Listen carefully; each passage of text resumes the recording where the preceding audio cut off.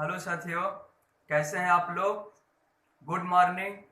आइए आज हम और आप मिलकर उत्तर प्रदेश की जितनी भी बेहतरीन टॉपिक होते हैं उसके बारे में चर्चा करेंगे। तो साथियों, आज का जो मेन टॉपिक है उत्तर प्रदेश को लेकर है, क्योंकि उत्तर प्रदेश किसी भी एग्जाम को लेकर काफ़ी बेहतर तरीके से क्वेश्चन पूछा जाता है उत्तर प्रदेश के।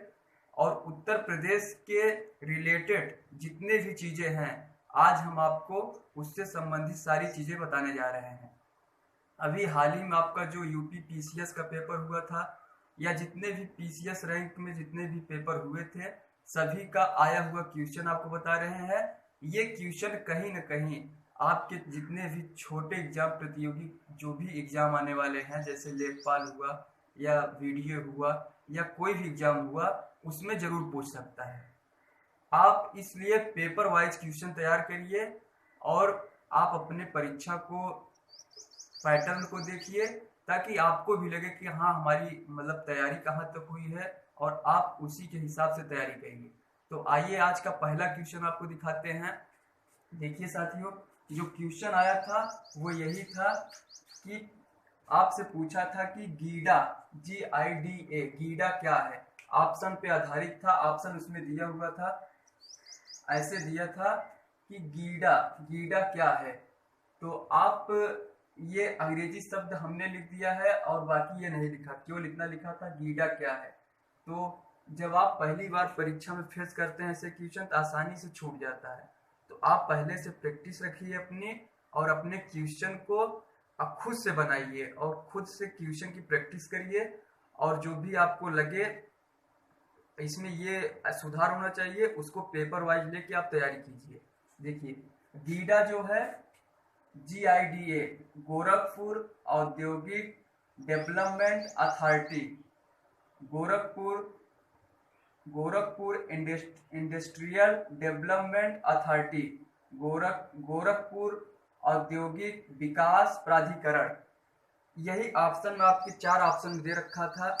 आपको देखिए, कभी कभी हिंदी को ट्रांसलेट करता है, कभी कभी अंग्रेजी को ट्रांसलेट करता है। तो उसमें जो ऑप्शन दिया था वो यही दिया था, गोरखपुर औद्योगिक विकास प्राधिकरण। उसमें क्या दिया था, गोरखपुर औद्योगिक विकास प्राधिकरण। और आप अगर इसका बैठाएंगे तो क्या होगा, Gorakhpur industrial development authority, Gorakhpur industrial development authority. और आपका जो ऑप्शन था वो लिखा था गोरखपुर औद्योगिक विकास प्राधिकरण।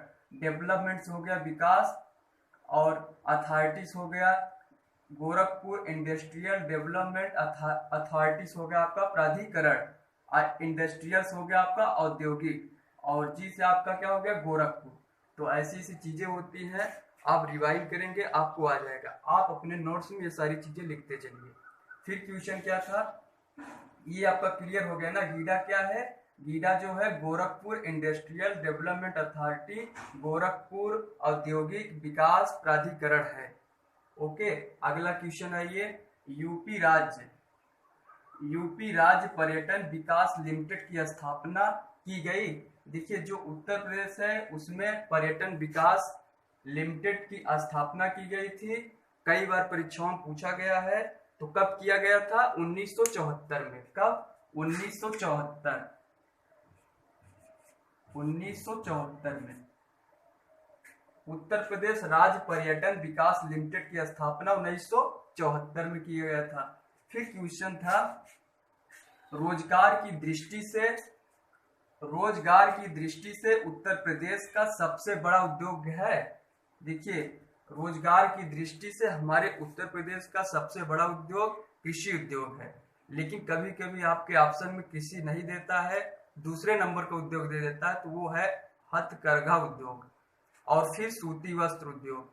तो आप ऐसे समझते चलिए कि रोजगार की दृष्टि से उत्तर प्रदेश का सबसे बड़ा उद्योग कृषि उद्योग,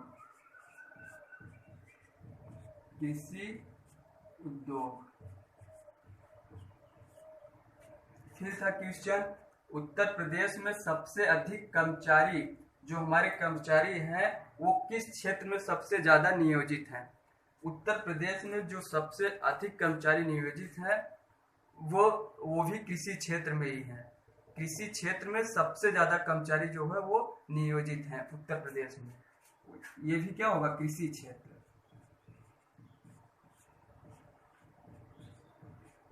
फिर आपका क्वेश्चन क्या था, 1 अप्रैल 2017 से प्रभावी उत्तर प्रदेश में अकुशल श्रमिक की न्यूनतम मजदूरी निश्चित की गई। देखिए, अकुशल श्रमिक जो होते हैं उनकी न्यूनतम मजदूरी वो जो निश्चित राशि होती है 1 अप्रैल 2017 से उत्तर प्रदेश में कितना किया गया कि इनको कितना कम से कम वेतन दिया जाए, जिनकी अर्हता पे इनकी रोजगार की जो भी समस्या होती है वो हल हो सके। तो वो कितना किया गया, 7400।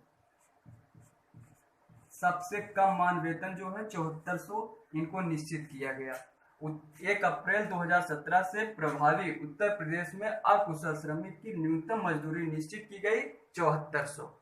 ये क्वेश्चन आपका यूपी पीसीएस प्री में पूछा गया है और आप लोग कंप्लीट करते चलिए। फिर आया था, उत्तर प्रदेश शासन की आय का सबसे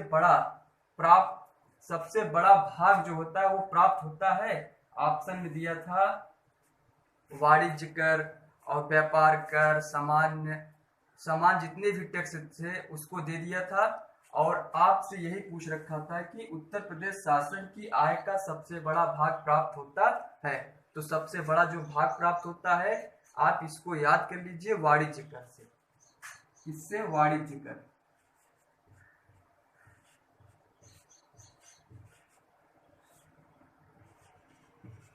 वाणिज्य कर, commercial tax. Okay, commercial tax से उत्तर प्रदेश शासन की आय का सबसे बड़ा भाग प्राप्त होता है। अगला क्वेश्चन देखिए, उत्तर प्रदेश का कौन व्यापार कर जोन अधिकतम व्यापार कर संग्रह करता है। देखिए, उत्तर प्रदेश का कौन सा व्यापार कर जोन, जो हमारा जोन है यूपी का जो व्यापार कर जोन है कुल कितने हैं। पहले तो ये आपको समझ में आना चाहिए कि अगर व्यापार कर जोन की बात कर रहा है तो हमारे उत्तर प्रदेश में टोटल 14 व्यापार कर जोन है। 14 व्यापार कर जोन में जिसमें सबसे अधिक कर का संग्रह होता है वो हमारे लखनऊ जोन से होता है। तो इसका आप उत्तर प्रदेश का कौन सा व्यापार कर जोन अधिकतम व्यापार कर संग्रह करता है, तो लखनऊ। कौन सा, लखनऊ। लखनऊ जोन कर लीजिए, लखनऊ व्यापार जोन।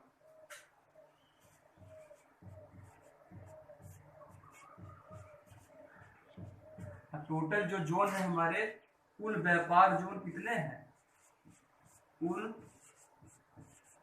व्यापार जोन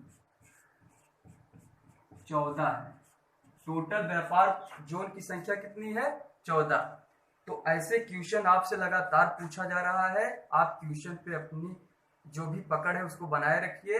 हमारा इंडियन ग्रुप जो यूट्यूब चैनल है उसको आप शेयर कीजिए। आइए नेक्स्ट क्वेश्चन आपको दिखाते हैं इसी के आधार पर कैसे आपसे पूछा जा रहा है। आइए अगला क्वेश्चन नेक्स्ट। उत्तर प्रदेश में आलू निर्यात जोन स्थित है। देखिए, उत्तर प्रदेश में आलू निर्यात जोन स्थित है। तो आलू निर्यात उत्तर प्रदेश में 4-5 जोन जो कि बहुत ही लॉजिकल ढंग से पूछा जाता है और वो बहुत जरूरी भी है, क्योंकि आलू निर्यात जो उत्तर प्रदेश में जोन है वो है आगरा हो गया आपका, आगरा हो गया, मेरठ हो गया, फर्रुखाबाद हो गया। आगरा, मेरठ, फर्रुखाबाद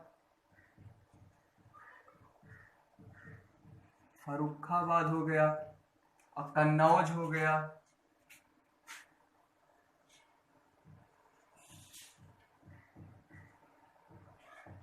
कन्नौज और एक हो गया आगरा, मेरठ, फर्रुखाबाद, कन्नौज और एक हाथरस हो गया।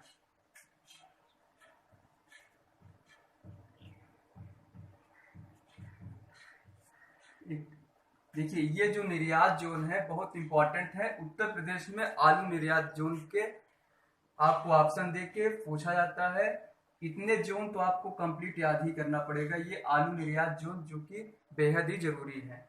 आगे क्वेश्चन क्या आया था आपका, उत्तर प्रदेश में मान्यता प्राप्त स्टॉक एक्सचेंज है। देखिए उत्तर प्रदेश में जो मान्यता प्राप्त स्टॉक एक्सचेंज था वो कानपुर है। कानपुर को कब स्थापित किया गया, 1982 में किया गया। कब किया गया, 1982 में। तो उत्तर प्रदेश में मान्यता प्राप्त स्टॉक एक्सचेंज कानपुर, कानपुर कब से, 1982 में इसको स्थापना मिली। 1982 में इसकी स्थापना की गई। कानपुर को उत्तर प्रदेश में मान्यता प्राप्त स्टॉक एक्सचेंज कानपुर 1982 में इसकी स्थापना की गई। ये यूपी लोअर सबऑर्डिनेट पेपर में आया हुआ क्वेश्चन है। हैंडबुक ऑफ एग्रीकल्चर प्रकाशित होती है। देखिए जो हैंडबुक ऑफ एग्रीकल्चर प्रकाशित होती है, काफी इंपॉर्टेंट क्वेश्चन है परीक्षा के पॉइंट ऑफ व्यू से। ये भी क्वेश्चन आपका यूपी लोअर सबऑर्डिनेट पेपर में आप देखेंगे, या जो भी स्टूडेंट दिया होगा एग्जाम आप उनसे पूछेंगे तो वो बताएंगे। तो ये सब बहुत जरूरी क्वेश्चन होते हैं, आपको इनको याद रखना पड़ेगा। तो handbook of agriculture, handbook of agriculture प्रकाशित होती है तो भारतीय कृषि अनुसंधान परिषद। हैंडबुक ऑफ एग्रीकल्चर प्रकाशित होती है भारतीय कृषि अनुसंधान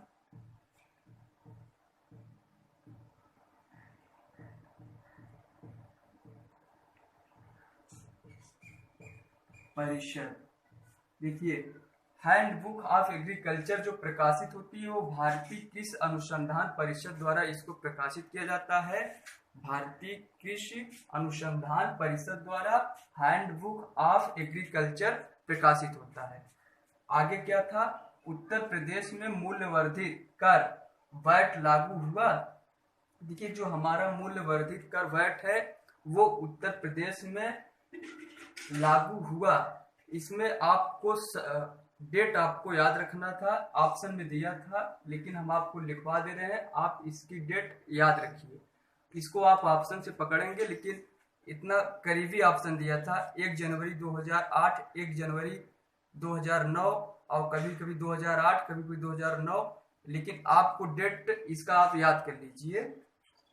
उत्तर प्रदेश में मूल्यवर्धित कर वैट लागू हुआ। वैट का मतलब क्या हो गया, VAT, value added tax. VAT क्या हो गया, value added tax. Value added tax 1 जनवरी 2008 को। 1 जनवरी 2008 यूपी में जो है मूल्यवर्धित कर वैट 1 जनवरी 2008 को लागू हुआ। कभी कभी आपके छोटे एग्जाम से होते हैं उसमें वैट का आपका फुल फॉर्म ही पूछ लेता है कि वैट का क्या तात्पर्य है, तो वैल्यू एडेड टैक्स। फिर क्वेश्चन आपका क्या था, उत्तर प्रदेश में उद्योग बंद का उद्देश्य है। देखिए जो उद्योग बंद हुआ है इसका क्या उद्देश्य है। देखिए जो उद्योग बंद हुआ है, औद्योगिक इकाइयों का समयबद्ध, औद्योगिक इकाइयों का समयबद्ध स्थापना सुनिश्चित करना। जितनी भी औद्योगिक इकाइयां हैं उनका समयबद्ध तरीके से सूचना जो है उसको स्थापित करना होता है। और यूपी सरकार द्वारा इसका संगठन किया गया और इसका जो मेन प्रोसेस था वो ये था, एकल मेज व्यवस्था। एकल मेज व्यवस्था सिंगल टेबल सिस्टम के तहत, सिंगल टेबल सिस्टम के तहत औद्योगिक इकाइयों को समयबद्ध स्थापना सुनिश्चित करने का प्रयास किया गया। और इसका मेन रीजन आपसे यही पूछा था कि उत्तर प्रदेश में उद्योग बंद का उद्देश्य क्या होता है, तो इसका मेन उद्देश्य यही होता है औद्योगिक इकाइयों को समयबद्ध स्थापना सुनिश्चित करना। आपको लिख देते हैं, औद्योगिक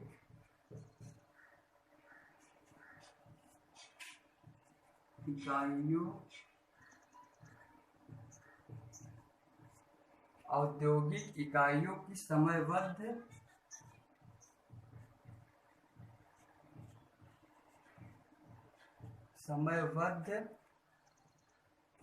समयबद्ध स्थापना सुनिश्चित करना।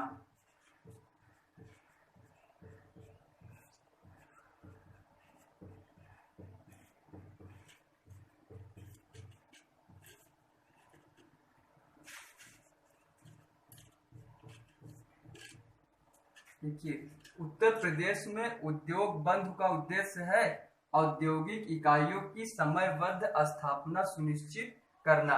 इसका जो मेन उद्देश्य था वो यही था उद्योग बंधु का। और उद्योग बंधु यूपी सरकार का संगठन है। इसी संगठन के माध्यम से एकल मेज व्यवस्था सिंगल टेबल सिस्टम के तहत औद्योगिक इकाइयों की समयबद्ध स्थापना सुनिश्चित किया गया और यही इसका प्रयास था। और ये क्वेश्चन आया हुआ था, ये ऑप्शन में आपको ऑप्शन नंबर बी पे लिखा हुआ था, यही ऑप्शन आपका सही होगा।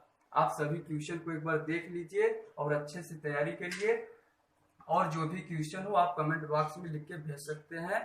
Thank you so very much. अगले नेक्स्ट वीडियो में आपको इससे भी अच्छा क्वेश्चन दिया जाएगा। और आप इंडियन ग्रुप के यूट्यूब चैनल को सब्सक्राइब कर लीजिए। आप उसमें तमाम तरीके के वीडियो, जो भी कठिनाइयाँ जैसे मैथ, रीजनिंग, जीएस, जो भी आपको अच्छे तरीके से जो मेन पॉइंट होता है परीक्षा के पैटर्न पर, जो परीक्षा का पॉइंट ऑफ व्यू होता है, कौन से एग्जाम में मेरिट कितना क्या होगा, वो सब चीजें बताई जाएंगी। आप लोग उसको सब्सक्राइब कर लीजिए और शेयर करिए। तब तक के लिए धन्यवाद।